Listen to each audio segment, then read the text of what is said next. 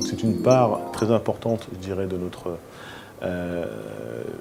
l'activité de MedTech. On a des gens au sein de la société qui sont spécialisés dans l'accompagnement et la formation des chirurgiens et de leur équipe.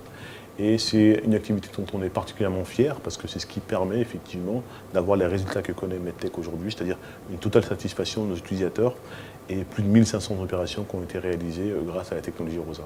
Typiquement, au bout de quelques chirurgies, l'équipe est parfaitement autonome pour pouvoir se débrouiller de façon autonome.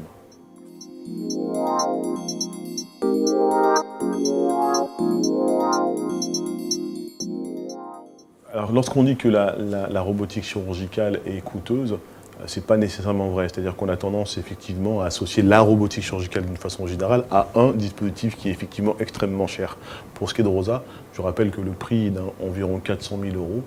Donc c'est un prix qui est tout à fait raisonnable. C'est le prix, je dirais, d'un imageur intraopératoire. Donc c'est quelque chose qui est relativement, on va dire, classique en termes de prix.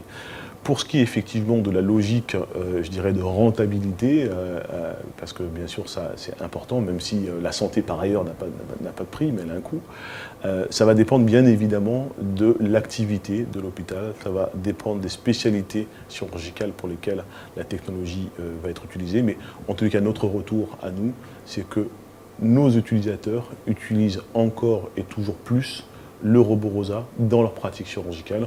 On a même d'ailleurs récemment un de nos utilisateurs, un des hôpitaux utilisateurs de robot ROSA, qui vient d'écrire un deuxième robot ROSA pour pouvoir faire face au flux, l'afflux de patients qu'ils ont à traiter.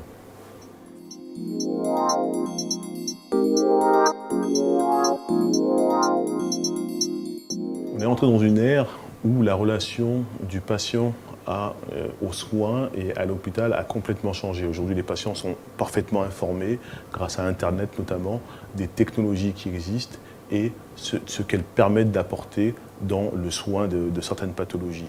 Il y a donc de ce fait, je dirais, une pression qui est très différente de celle que l'on connaissait il y a 10-20 ans, de la part des établissements hospitaliers pour s'équiper des technologies de pointe qui permettront de garantir les meilleurs soins possibles à leurs patients.